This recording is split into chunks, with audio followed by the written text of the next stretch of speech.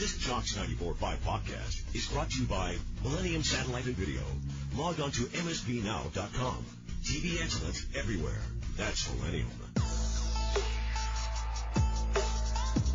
McElroy and Cubelic in the morning starts now. Welcome back in, McElroy Cubelic in the morning. Started the show off with some Jam Miller news over the weekend. Injured shoulder, and we expect him to miss first couple of games. G-Mac, you said Georgia might be best case scenario right now to get him back in that lineup for the Crimson Tide. Yes. I think that is best case, and I don't think it's out of the realm of possibility. It's just an unfortunate injury, unfortunate time, and a little bit of a unique injury, a little bit more to it than just your standard clavicle injury. So fingers crossed that it's not something that's super long term, and it's not something he's going to be dealing with all throughout the season. All right. Also, Dijon Lee apparently having a good fall camp at DB for Alabama. Correct. Somebody who has been stepping up, doing some good things. Just adding more depth. And we've seen freshmen come in last year, for example. Xavier Brown did a great job as a true freshman coming in and learning the system and playing at a pretty high level. Dijon Lee, highly regarded prospect out of California. Very, very bullish on his long-term potential. And what's beautiful about this, remember last year, Damani Jackson had to play the last 6 games of the season with a significant hip pointer injury. The guy was injured and playing at far below 100%, yet still played at a really high level. Now you're not going to be forced to do that. Having great depth at that position, being able to roll guys in is really, really impactful. So depth in the secondary is a significant strength, and one that I think people should feel very good about. I've been saying for a while now, I think this has a chance to be the best secondary in college football. I think it has a real chance of being that. So fingers crossed that can come into fruition. And hopefully that depth won't be needed because they'll stay healthy all season. But in the event in which a guy gets dinged, now they feel far more confident about the next guy up being able to step in and be just fine at the position. Also, from what I'm hearing, it sounds like Ryan Williams' role could expand a little bit. And I'm not saying he's going to line up a running back or anything, but just maybe less stationary than he was a season ago. And that could be something that really excites Alabama fans. Yes. I mean, we talked for a while this offseason about the addition of Isaiah Horton would allow Ryan Williams to move primarily to Z. But don't be surprised if there's a lot more in his arsenal. Don't be surprised if you see him in the slot. Don't be surprised if you see him motioning out of the backfield. Don't be surprised if they get more creative with some of the matchups they can create with him because of the presence that Isaiah Horton's going to have. The height, length, speed matchup that Isaiah Horton is going to draw a lot of attention from the opposing defense, which allows freedom to move Ryan Williams around wherever you see fit, depending on the personnel that you're playing against. So I think it's a really, really, really great thing that Isaiah Horton's there. I think you can make a case he's the most impactful transfer for Bama this year.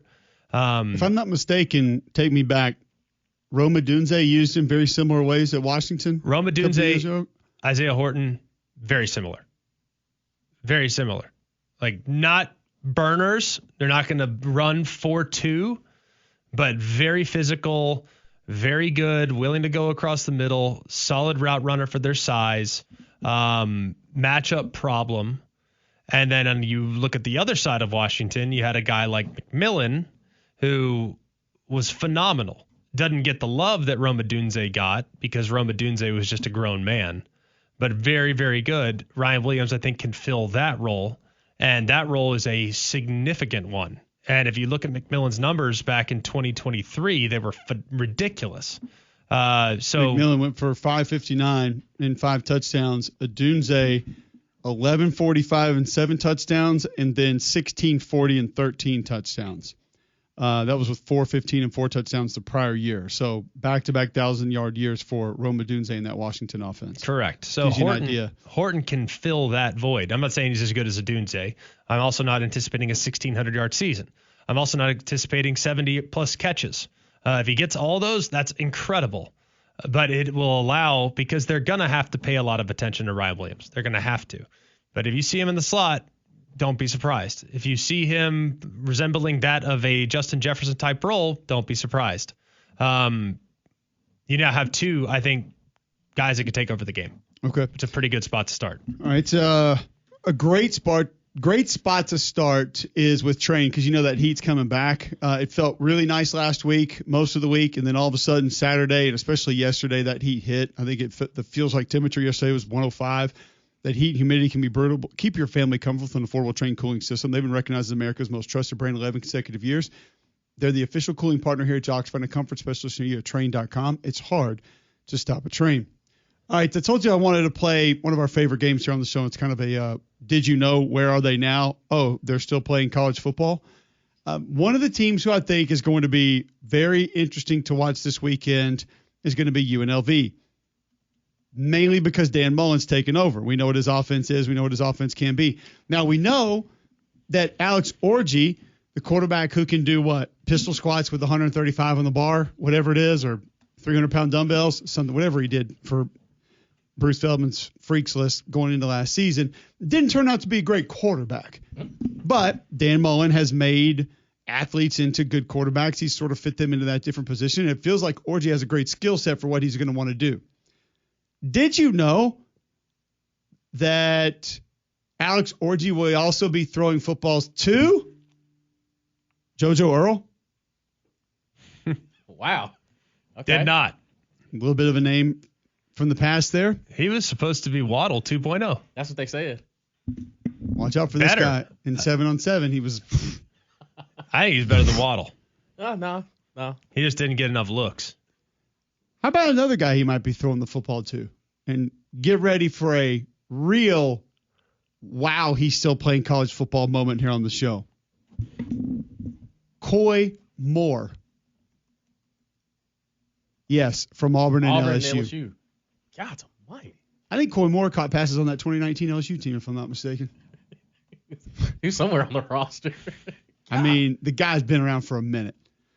Yes, Coy Moore is on UNLV's roster this year. Also, go back to Dan's best Florida team that he had in the SEC championship game. Now, he obviously did a lot with quarterback, and there was kind of a gadget hybrid that was pretty good. What was the next best position that they had on that offense? Guy who was really scary with how they used him. Tight end. At tight end for UNLV this year, Varkey's Gums. From Arkansas. And North Texas. Correct. Wow. All I'm saying is, if he knows what to do, he has legitimate skill. Yeah. Like the guy can run. He's pretty physical. If Dan can get him knowing where to go, now obviously Alex Orji draw the route in the deep. Actually, Alex Orji would have to get him the ball in a catchable radius. By the way, Anthony Calandria is going to be a starting quarterback at UNLV. Orji's situational. Okay. That's my guess. Are you banking on Orji? So it's basically From Emory Virginia. Jones and Kyle Trask from a couple years ago. Yeah, play them both. Yeah, exactly. Why not? Both of them feel the same time. And somebody could interview him when Orji hurdles a defender and stiff arms a linebacker and throws like an 80-yard touchdown. And somebody can interview Dan after the game and say, should we be worried about him? And he would act like he's completely crazy for being asked that question. I'll never forget that. Never forget. What are you talking? What? Yeah, quarterback from him. He was 2 weeks later. Anthony Richardson starting quarterback. Yeah. Oh, what do you know? So yeah, just a couple of did you knows there for that UNLV roster. So veterans, a lot of veterans. They on got that team. they've got vets. There's no doubt. How about Greg at linebacker? Now, not a starter, but at linebacker for UNLV, Justin Flo. From Oregon. And Florida? Arizona. Yeah. West Coast guy, stays on the west side. Love that. He was on that Fafita T-Mac Look how stars. Arizona bowl game I had. How many stars? A lot of stars. Had all the stars going to Oregon, yes. 5-star plus. All the stars. Also, Jalen Lee at nose guard from A&M. LSU and A&M. Florida. A lot of SEC out there in UNLV, man. He's got some talent. SEC West. I mean, honestly, he's got some talent. Oh, potentially running the football that Calandria or Orji will be handing the football to. One, Kevon Lee from Ole Miss? Mississippi State. Mississippi. And Tulane. he tried Penn State. Didn't really work. Oh, yeah. Oh, yeah. Well, yeah. It was a crowded backfield. There's a lot of big school Star talent, if you want to call it that, yeah. But bigger school talent on this roster for UNLV. So I just think it could be an interesting team to watch. They got some names you've heard of. How great they've been at tight end for very long. Yeah. At safety for UNLV, coming down and laying the thunder, laying the boom. The lightning and the thunder. One Jake Pope from Georgia. And Georgia Southern. And Bama. What? Georgia and Bama. I don't know. Oh man, yeah, he's loaded. That's a standard like Georgia to Bama. Is that your Bama open? Is that to your open for Georgia the first game? to UNLV. And it's safety, former Georgia and Bama thumper Jake Pope. What does he bring to the defense, Bill? Experience. Knowledge. Good helmets. Well, he's been in the same system. Correct. So, yeah. Can he Wow. pattern match? Probably. Who's his defensive coordinator again? Who did he hire as That's a really defensive good coordinator? question. I was actually just He's got thinking somebody that. big. I forget who it is. Hang on. Dom Capers. I don't think so. Paul Gunther, formerly of The Bengals. Cincinnati Bungles. There we go. And Florida. I don't think so. Jacksonville Jaguars. I thought it was Mississippi State. Tennessee Titans. I thought it was Mississippi State, but let me check. Pitt. Raiders? Raiders. Las Vegas or Raiders. Oakland. Raiders. Or some high school Raiders. Somewhere. So UNLV will be an interesting team to watch. A lot of experience there. If that doesn't give you reason to watch that game of, hey, I want to watch a guy from any SEC school ever, they got one. I think they got the whole league covered. Just pick a position. Just there's somebody out there that played in the SEC at some point. All right, hang on. So Pick 'em out. Gunther, Bengals from 2004 through 2017. Okay. And then the Oakland Raiders. Oakland. And then the Vegas Raiders. And then the Minnesota Vikings. Minnesota. Okay. And the Dallas Cowboys. Been Defensive around. run game coordinator. Been around. But don't forget his stops at Does he Yersinis. call, so he's a running game defensive coordinator. He calls plays on third down or first down. Second. Got it. Noted. Big rundown. Nobody runs on first down or third down in the Not NFL. LSU. Oh, I thought you were talking about college. No. Not LSU. Nope. Nope. Ever. So that gives you some. They also have UNLV has tight end Nick Elksnans from South Carolina and Florida. Tight end. Heck yeah. This got all the former SEC guys, except for Anthony Calandra, who's from Virginia. You played in the SEC. You played in the SEC. Big Ten, SEC covered, and feels like the other prerequisite have to have been at two other schools. Coach, you got a spot? How many schools you been to? Enough. Troy O'Mary at wide receiver, Arizona State and Texas. No. Honestly, if this team wins 8 games, it'll be like third-year Warriors. third school Warriors. Third school Warriors. Into the Road by Boys and Men is going to be their theme song. God. How old are these kids? 28, Six. 6, 5-ish. They're an older group. That cold tub's getting some work. Work. Absolutely. What's their budget? What's their budget for acupuncture? Coach, we're sore. Dry needling. Well, you've been playing college football for 9 years, kid. Of course you are. God. Total degrees for the UNLV football team. I'd say probably 58 I was going to say already. 30. You graduate? How many times? Doesn't matter. Look, trying to go for the third already. Don't need it.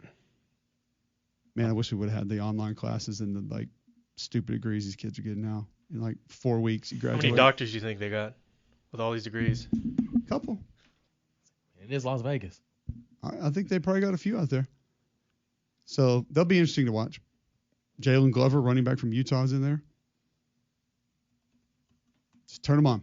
You'll see names you recognize for UNLV this year. I was trying to see if there's another guy or two on defense that we've heard of. Where did JoJo Earl go after Alabama? Was it TCU? That sounds right. I think that's right. JoJo Earl from TCU in Alabama. Okay, yeah, TCU. Man. Heck yeah. They've been there. Waddle Jr. Maybe. Tayshawn Lyons at wide receiver from Utah and Washington. Once again, third school. Dan's new thought process in college football. Third time's a charm. Heck yeah. It works. Also, You know what doesn't happen? It works on your first or second school. Third school, let's go. that could be applied to his coaching career because it worked pretty well. Do you think you could have been a But successful third football time player? really could be a This is probably not a good question for you. Maybe more Damien. Do you think you could have been a successful football player at UNLV? It just would have been bad news for me. I'm just going to be honest. Well, Maybe I would have been there were some points in college when I was too dumb to know some of the things that were out there. Also too poor to realize that I could actually take part in some of those I think it was things. a little different change a era. couple But that's my point. It's like these guys are making, let's just say 50, 60,000 a year each. Like even if you're getting a pass your stipend, pass your food check for $2,500 a month, and that's just in the bank. Bad ball for me. Yeah, there's a couple places in Las Vegas. Bad ball. Yeah. There are way too many things that could go wrong. I'll say this. Can you imagine like the kind of, I saw he did have some magician in there. I don't know if he had our guy. I sent him our guy's name that came in here in studio, and I was like, you need to have this guy come perform for the team. He's awesome.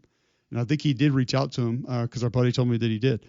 But the amount of like, don't do this people that he has come speak to that team like every single day, casino manager, strip club bouncer, perfect. police officer. Don't let me catch you out Former here. drug cartel captain. Like every day he's got somebody coming in there like, God, these are why you shouldn't do these things. Every day. You see that big desert out there? Let me tell you how many bodies I helped take out there. There's a few out there. I Be mean, just careful. like every day you're bringing a guy in, captain of a bank. So, I mean, I don't know, whatever. Yeah. You have to. Oh, well, we'll see if it turns into good football. Should. Over under for wins UNLV this year, Greg. Over. What's the total? About I think it's 8.5. Okay. 8.5? I think so. No. You don't think so? That's, well, they do have vets. Exactly. Hang on. I'll tell you what it is for sure. Those Tell guys me- played a lot of ball. Yeah, tell me what that is, They please. practiced a lot of ball. 8.5. Yep. Okay. I'll take the over. Who's beating them? Mountain West besides Boise. Hey, Dan's cooking out there. Fresno. Just because your schedule's weak doesn't necessarily mean that you're just. Against Whoa. who? You asked me win totals. That does, shockingly, No. occasionally have to do No, with your Damien schedule. said Dan's cooking out there. I'm like, that doesn't necessarily mean he's actually doing a whole lot. It just means that I don't play anybody. Against who? They do have Idaho State to open it up, and then Sam Houston, UCLA. God, if they get UCLA week 3, that could easily happen too. See? No more Carson Strong for UCLA. He's been gone for 3 years. It's amazing. How are they going to bounce back from Carson Strong's absence? I don't know. No How'd more they do 2 Dorian years Thompson ago? Robinson. No, they got Nico though. They do. And apparently he's looking good in camp. We'll see how good. I tell you who's going to get him is Air Force. No. Air Force will get him Is Air Force good? every year Huh? at what they do. Exactly. And what they do, fine. Yeah. What did they finish last year? That's last year, Greg. Not Yeah. I don't know why you get so consumed with the things from a year ago. Because Why? it Why do you usually let that helps bother you you? determine where things are heading. Just saying, How just many something returning to stars watch. they got coming back? I don't know. Returning They production. only lost 6 in they a row were last 5 year. and 7. Yeah, They were but, great. see? Golly, how many close games? but they actually. You know what? At Baylor lost 38-3. No, they actually lost 7 in a row, but they won their last 4, so they're back. See? They're trending up. They're trending upward. What did they do after the Army game? They beat Fresno 36-28, then beat Oregon State 28-0, beat Nevada 22-19, and San Diego State 31-20. You know what they did? I bet you anything. I don't know this for sure, but I bet they went back to the wing tee. I bet you they ran the ball. I bet you they tried to throw in those middle games, and all of a sudden they're like, what are we doing? Hand the ball off for the love. Just give it to a guy in a 30s number. Run the via. Get that thing fixed. All right, when we come back, Aaron McMann tells us what's happening with the Michigan quarterback situation next here on Jocks. Go inside Jocks 94.5 on Jocks TV. Morning Jocks, Mac and Cube, and Three-Man Front video simulcasts are presented by Bill Smith Buick GMC and Game Day Men's Health. Watch on the Jocks mobile app and YouTube by searching Jocks 94.5 TV. All right, welcome back in. McElroy Cubelic in the morning. It is 9:22, Monday, August 18th. Garfield making an appearance on a commercial during the break. Not one of ours on television. But I feel like Garfield has been gone for a while. super popular back in the day. Tried to do like the CGI movies, didn't work. Where's Garfield been? You just had a movie like a year or so ago. Chris Pratt was Garfield. What? Samuel Jackson was in it. For real? Yeah. Is it kind of annoying when we say people are in a movie when all they do is talk?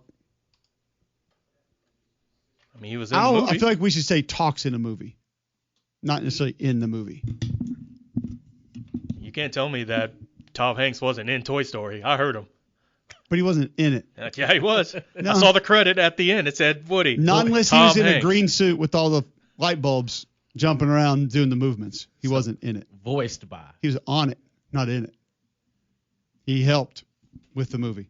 I don't know. I just feel like it's random to bring Garfield back in your ad campaign because we haven't seen him in a long time. But either way. All right, so we got through UNLV's roster. We're all very intrigued with them now. Excited to see what they're going to do. We are going to talk Michigan with Eric McMann, GMAC, and outside of quarterback, outside of all the NCAA stuff, which we don't really want to spend any more time on, when you look at this team, where do you think they fall, let's just say in the Big Ten? Because we think Ohio State is still going to be comparable. We all think Penn State's going to be leader in the clubhouse to win the Big Ten, everybody outside of the AP poll. Well, I mean, Ohio State just has so much talent. And then is Michigan in that next tier right there? Like knocking on the door of tier 1 of the Big Ten? No. They're a little further back than that. I can't, at this point, seeing what I saw last year from their offense, they have to be better. They have to be. But in spite of their offense's growth, their defense is unlikely to be as good.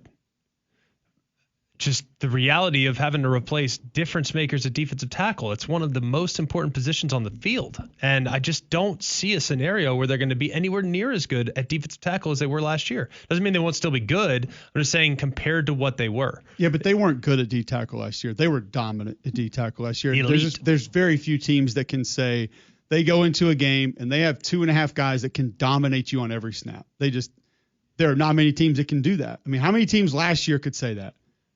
Michigan, Tennessee. I think Texas got close to it by the end of the year. Vernon Brown and those guys were playing at a really high level. Yeah. Georgia couldn't say that last year. Ohio State didn't dominate you inside last year. There are very few teams that can say there is nothing that you can do inside us, and we are going to dominate you, and we don't have to dedicate 7 guys to stopping the run because these guys are going to rip you to shreds inside. Now, I don't think they're going to be bad. You go get a Damon Payne, who's got some talent, can potentially help you out. You go get a Trey Williams from Clemson, who, again, has the talent to be able to be that kind of a player inside. Still like Derek Moore off the edge. So in the majority of the secondary's back. I don't think they're going to be bad.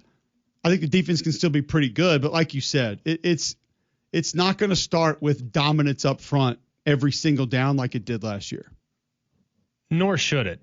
Because with all due respect to the personnel that will be filling those voids, it would be almost impossible to anticipate that level of dominance. And it doesn't matter.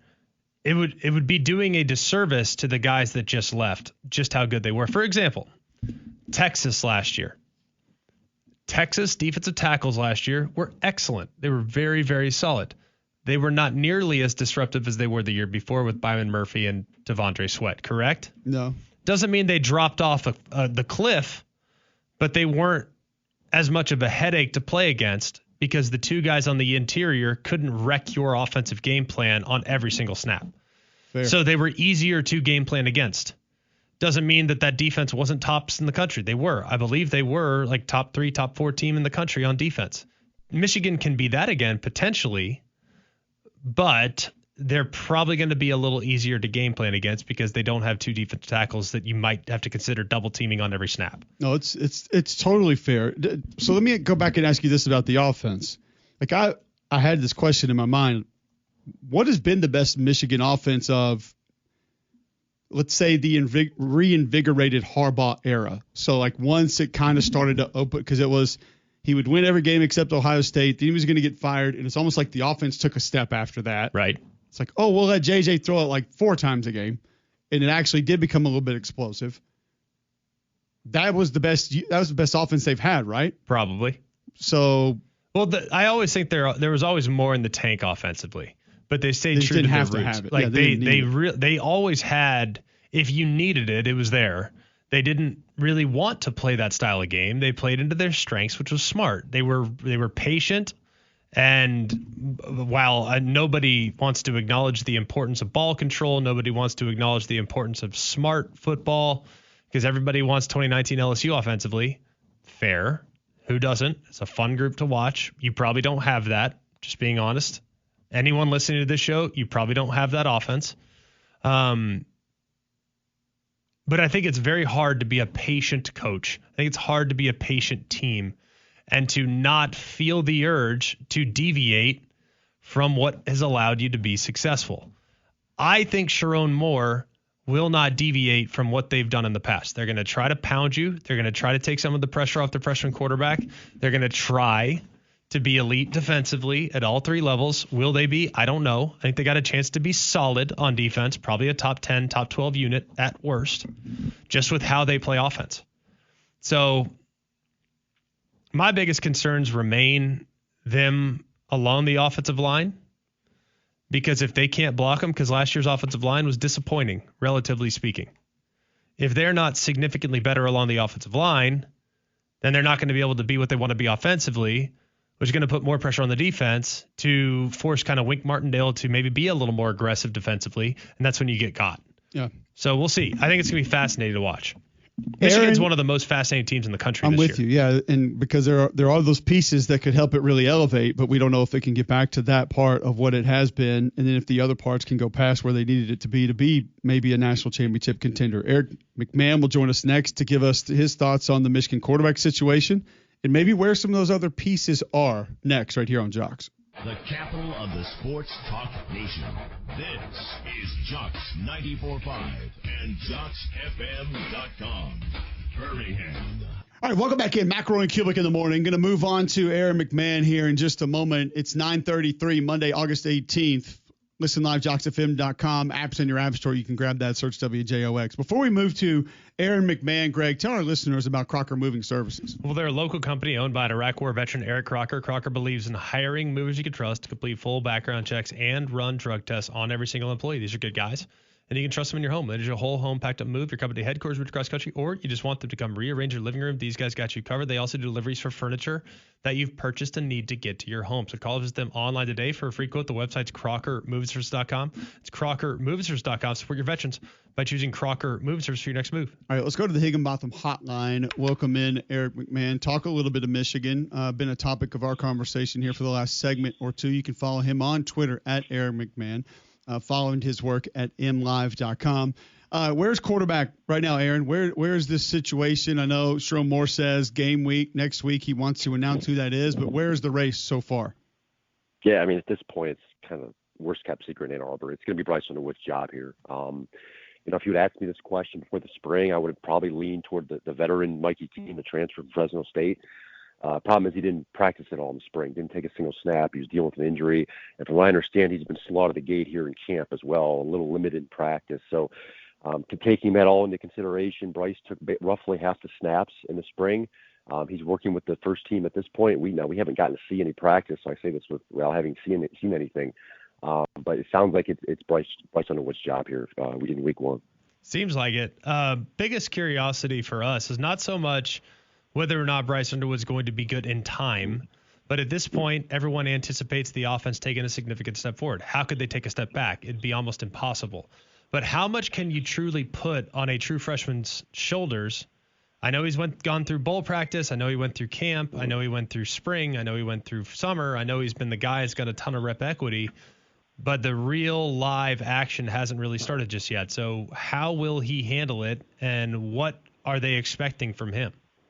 Yeah, that's the question, right? How does he handle it? How does it? Week 2 they go down to Oklahoma, so that's a challenge in and of itself right out of the gate, pretty much. So Michigan's had to lean on some of the folks around him. That they're expecting improvements from the offensive line.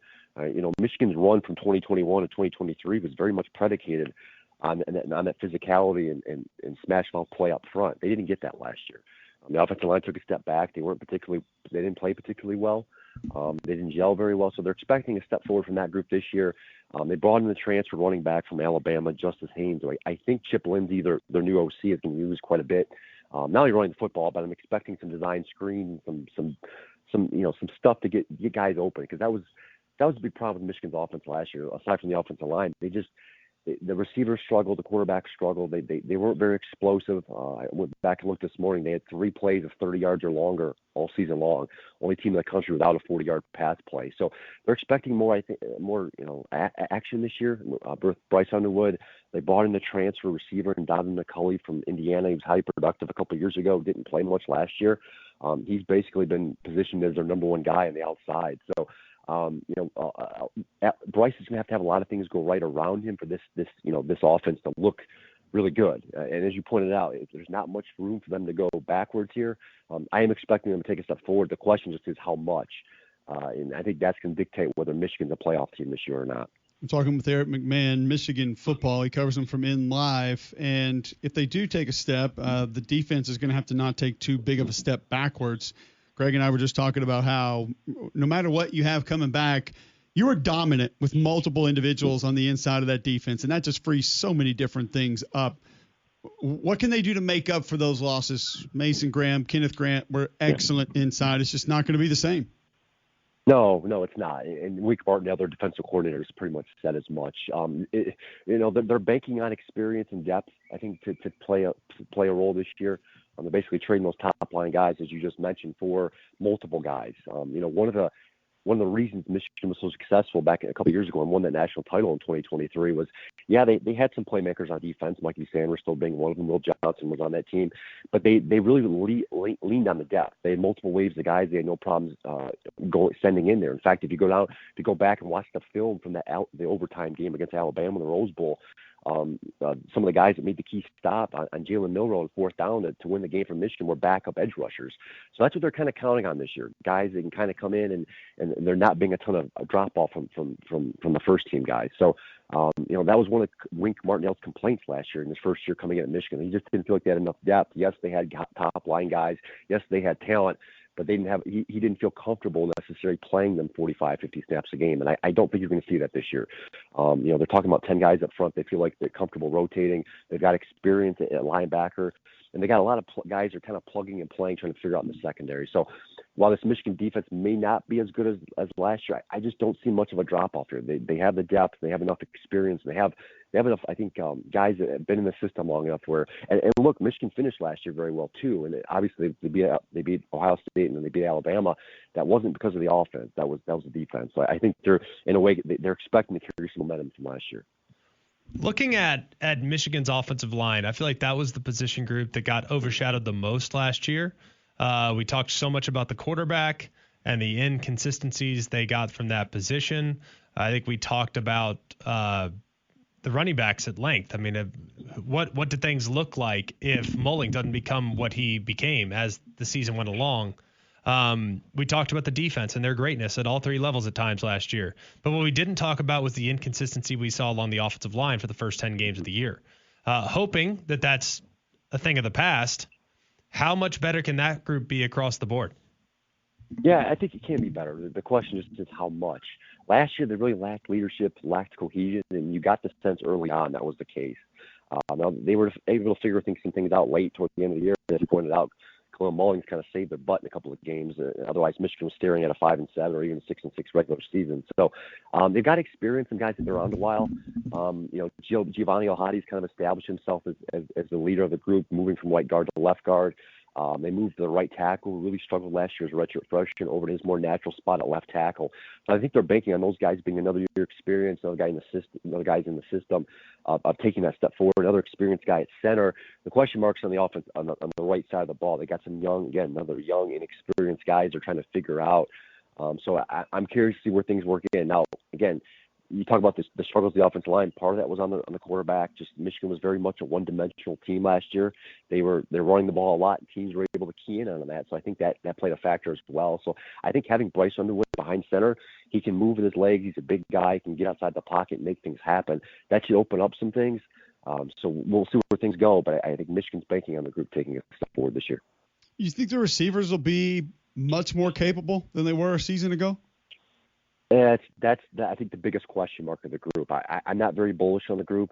McCulley's an interesting guy, as I mentioned earlier, from Indiana. I think they're going to lean on him quite a bit. But they got a lot of guys, a lot of bubble screen slot guys who just haven't really been able to make much of an impact so far. Samaj Morgan, Fred Moore. There's some young guys I think they're counting on. I can take a step forward, but it's really an unproven group. When I say unproven, it's not that we just haven't seen it; they just haven't done it. We got a pretty wide sample size last year; they just weren't able to get it done. So, maybe perhaps having a more effective quarterback, a guy who can put the ball up and let some guys who get the ball, maybe that helps. But aside from the unknowns that we're going to see out of Bryce Underwood, the unknowns of the offensive line, can they catch the football? Can they get the ball to receivers? I think they're going to dictate whether this offense can move from maybe the bottom of the pack of the Big Ten to middle to the top tier. How do you assess just the Big Ten as a whole this year? As you look at where Michigan kind of lands in the spectrum, I would probably have them kind of right there in that second tier behind Ohio State, Penn State, and Oregon. I think Michigan is solid 4.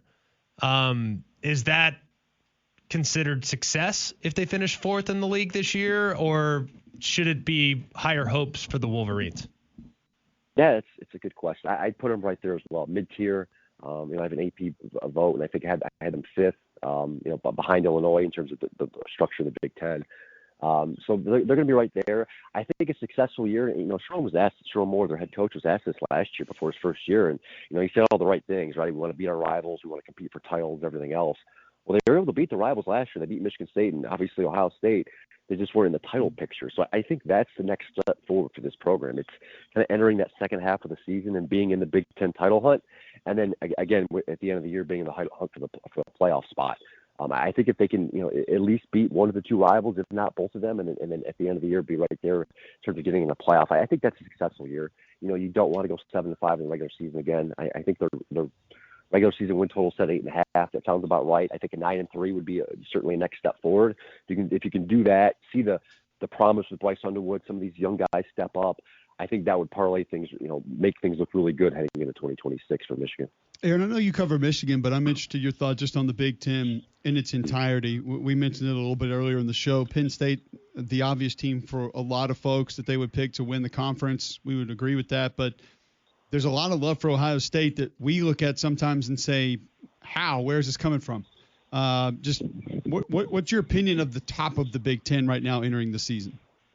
Yeah, I mean, it's top heavy. There's some sure things. You mentioned Penn State and their quarterback, Drew Aller. I think Illinois is going to be positioned there at the top as well with Luke Altmaier. I think he's probably arguably their second best quarterback in the Big Ten. And the rest of those teams that you mentioned have a lot of question marks at quarterback. Oregon, Ohio State, Michigan.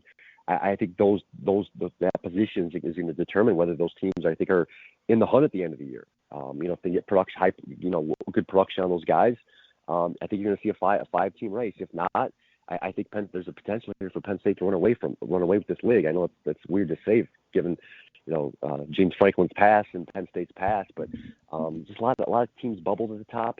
But a lot of uncertainty for maybe the first time in a while. I can remember the last couple of years, you had an idea of who the top 2 or 3 teams are going to be, and then there was a severe drop off. This year, I could see any 4 or 5. And we didn't even discuss Indiana what they look like coming back this year. So I think there's 5 or 6 teams that are in the running to really win the conference. But I think right now, if you ask me to make a team put money down, it's certainly going to be on Penn State, given the experience and just the talent at the top level there. Aaron, we appreciate the time, man. Thanks for hanging out with us, giving us some insight into this Michigan football team as we approach kickoff. What's the vibe after all the NCAA stuff? What was expected? Not going to be as big a hit as people think. What's the sort of general consensus on the fallout from the NCAA's ruling on Friday?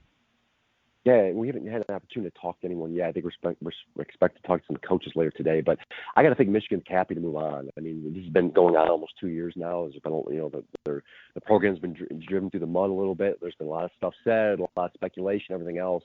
At the end of the day, I think they're ready to put this past them. Someone who's covered this thing for the last couple of years, I was ready to get it over with as well. It was the speed at which the investigation ran. But, in terms of the punishment, it was about what it was expected. I don't think realistically anyone in Ann Arbor expected vacated wins, expected vacated titles. That just isn't something the NCAA does at this point. And I think working against the NCAA in this investigation was that many of the main movers and shakers, Jim Harbaugh, Connor Stallions, et cetera, are no longer inside the program. So then the question becomes, what do you do with if you're the NCAA, what do you do with this group that's left? Sharon Moore, these players, some of which weren't even on that team a couple of years ago. So, they're gonna pay a fine. They got hit in the pocketbook. I think at this point, given the NCAA's ambivalence to vacating stuff, I think the next best thing is hitting it where in the money aspect.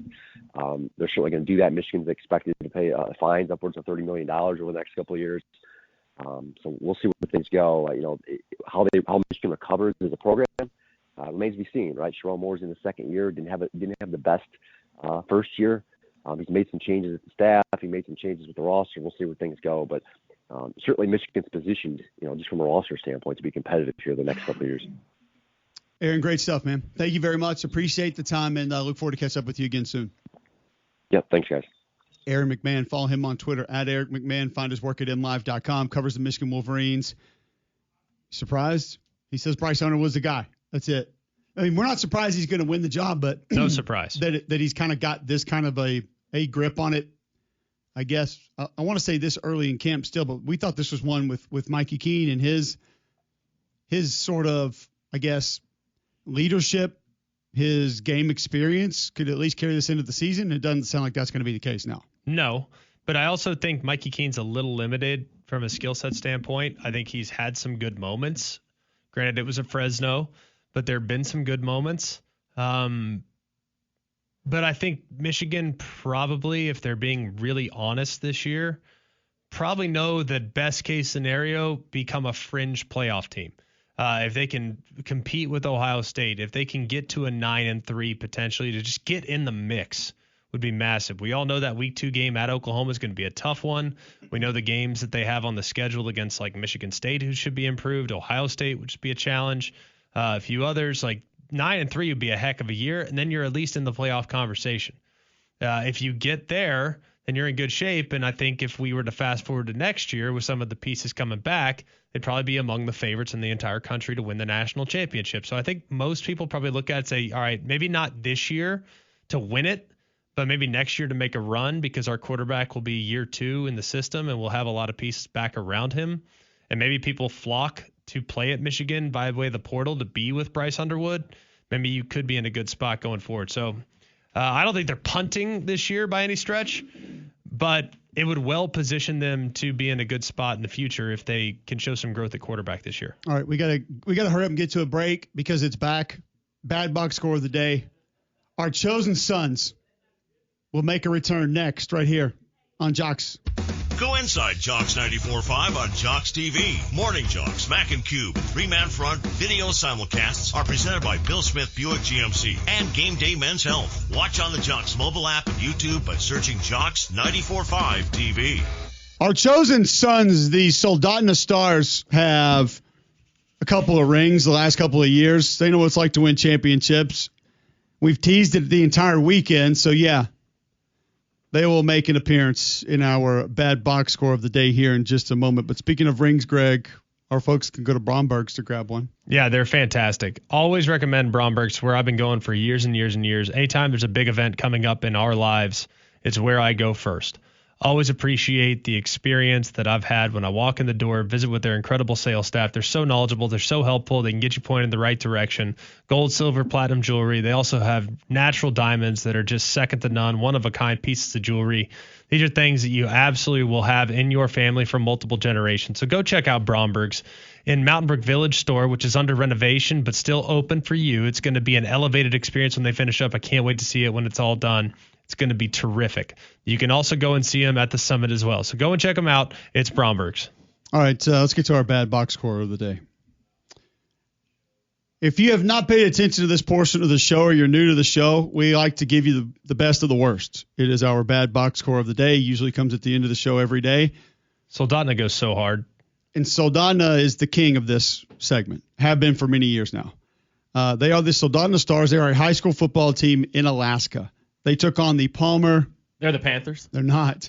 Oh. And they've actually made multiple appearances because they play multiple times a year. Oh, it's Alaska, so they're the Penguins. No. Oh.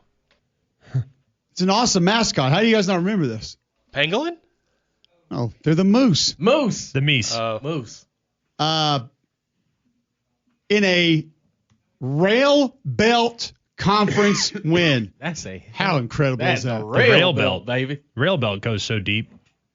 Oh, you coach Soldotna. What conference y'all play in? Rail belt. No, they don't talk like that in Alaska, but feels like they should. Look, we found out we got some of us in Scotland, man. They probably talk like that. The rail belt conference. True. Soldotna gets to 1-0. 1-0 in conference, by the way, with a 78-41 win. Whoa. Over Palmer. Whoa. Remember, Palmer, the only team that knocked him off last year. Okay. The only one? Only team. I don't remember that. Palmer fumbled on their first 3 possessions. Not great. Did they fumble or did Soldotna punch it out? Yeah, probably it. Yes. Soldotna bolted the ball loose. Let's go. Jolted the ball loose. How about Soldotna quarterback Owen Buckby? He was there last year. He's back. Senior quarterback. 6 for 8, 182 yards, 4 passing touchdowns. Oh boy, that means they ground an absolute How's pound. that clip? Yards per attempt. It's pretty decent. Not bad. How about touchdowns per attempt? Not too bad either. Don't hate it. I will give credit to Nolan Gardner, Palmer Moose quarterback, who was 13 of 18 for 247, also throwing 4 touchdowns. Okay, he had a good day. But Soldotna got done on the ground also as running back Chase Hall, 14 carries, 154 yards, and a touchdown. Attaboy. 14 for what? Soldotna scored on their first 6 drives of the game. What did we expect? These are boys. They're picking up right where they left off. I mean, seriously, it's exactly what you would expect. Dominant. Now, defense, we feel like needs a little bit of work here. I'm not used to seeing 41 on the other side of the score box. Right. Score box. Box score. Score box. It depends on when they scored. Score box works. Did they score the 41 in the first or second half? Owen Buckby, Soldotna quarterback, led the Stars to 10 scores in 10 drives. Not bad. So he's a problem. They scored 58 in the first half. So obviously took their foot off the gas a little bit. Yeah. And, that's what happens. You let the other team come back. But the Soldotna Stars are back. 3-man front is next. This is McElroy and Cubelic in the morning.